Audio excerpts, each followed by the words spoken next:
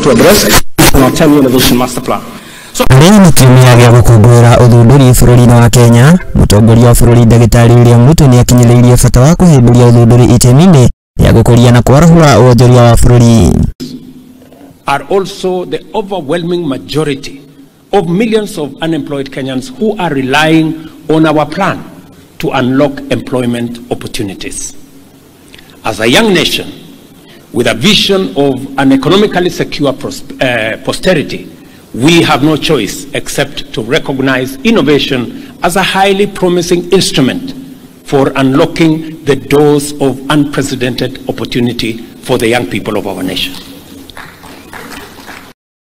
Akiaria ari guku mucini wa Nairobi hindi ya urugori wa kiumia giki, Ruto ni atetirithitie makinya maria matacukitie mari ta thirikari na makiria hari gukinyaniria utungata wa thirikari kugerera njira cia kiriu cia ukinyaniria.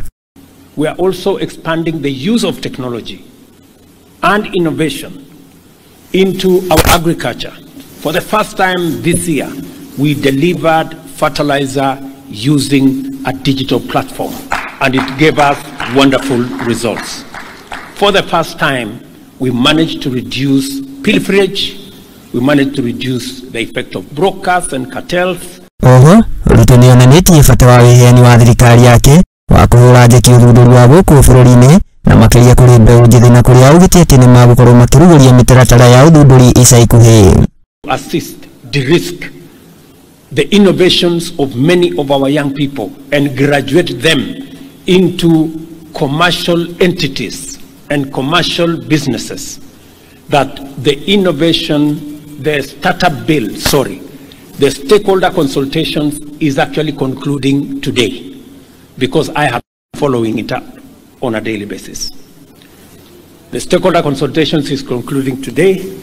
We expect to receive the report by Wednesday, and I want to promise this great body of innovators that by March, latest April next year, we will have a firm startup law in Kenya that will assist many of our innovators de-risk their innovations and graduate them into businesses.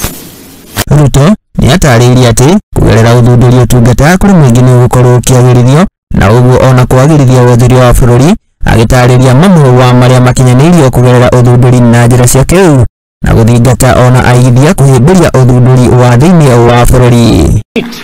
The youth continue to sustain innovation in our economy with youth-driven startups securing $700 million last year, among the highest globally, making Kenya a top African investment hub.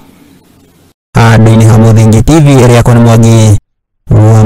the programs we have is a center of excellence that specializes on certain areas.